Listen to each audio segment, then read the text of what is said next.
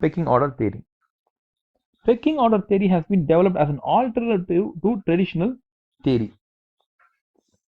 So this theory is based on the view that companies will not seek to minimize their WACC. Okay, it's not that the job of a company is not to minimize the WACC, but what they do is they try to finance any project based upon the preference. So there is a particular order in which companies raise finance.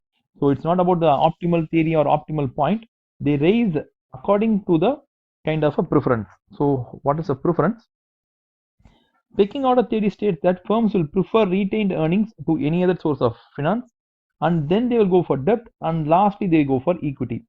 So this is the order in which companies raise their capital. So they first choose retained earnings, then go for a debt issue, then they go for convertible debt, then they go for preference shares, then issue of new equity. Researchers found this model through practical observation of what companies do. This is what companies do in reality. They don't try to find out the optimal capital structure and then raise a particular debt or equity. In reality, this is how companies raise their finance. So it's much more realistic in nature. So why do companies follow this pecking order? It is easier to use retained earnings than obtaining external finance. This is because the money is already in hand, so they can easily use it. There is no issue cost involved in retained earnings. It's simply used. Investors usually, any investor in a company usually prefer debt when compared to equity. So it's easier to collect money through debt. Some managers believe debt issues have a better signaling effect than equity. Okay, there's a signaling effect where if a company is issuing debt, it seems to be that the company is like very strong. They are very confident in paying the interest, and they will they are like very sure about what they are doing. Okay, than equity issues, because the market believes that managers are better informed about the shares true worth than the market itself. So assume that the shares are already trading at 100 rupees. Okay, so this is the current market price, but the intrinsic value of the company is 200 rupees. So will the company go for a share issue? Means the company will not, because if they issue, they'll only get 100, but the realistic value of the company itself is 200, so they will not go for equity issue. So when will they go for equity issue? Only when the current market price is above the intrinsic value. For example, it's at 300 rupees, then they go for issual of shares, because then only it benefits the company. So companies usually go for debt because it's easier. Okay, it also signals that they are confident, and it also signals that the company, this share price is way below its intrinsic value. Their view is the market will interpret debt issues as a sign of confidence. Just now we've discussed this, that businesses are confident of making sufficient profit to fulfill their obligations on debt, and that they believe that the shares are undervalued. Okay, the shares are undervalued, so the company will not issue shares if the shares are trading at 100 rupees. They'll issue only when the shares are trading at 300 rupees. So I think you got a good idea about what is pecking order theory. So we'll have a quiz.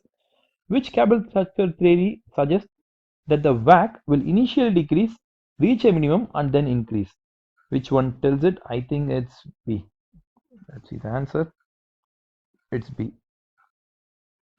We have another question. This question has appeared in December 2014. Which of the following statement is correct?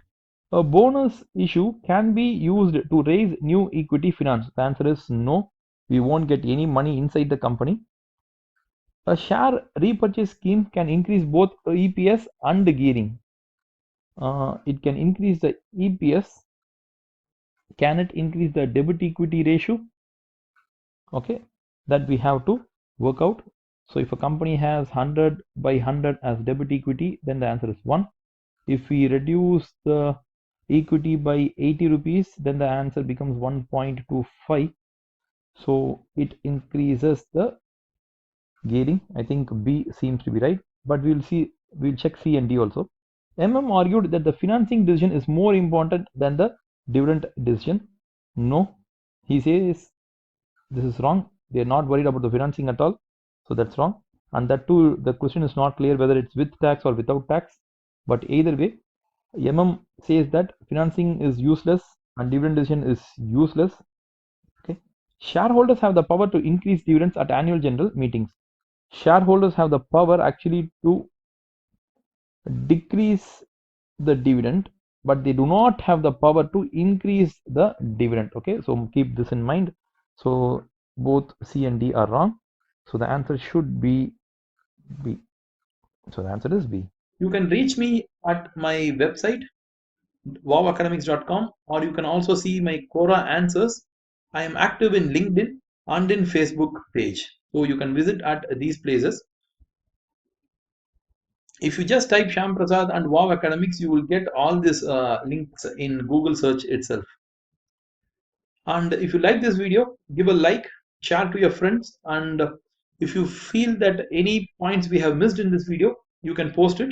We will try to give an answer to you in the comment section itself, or we'll also create another video for you. So thank you for watching our video.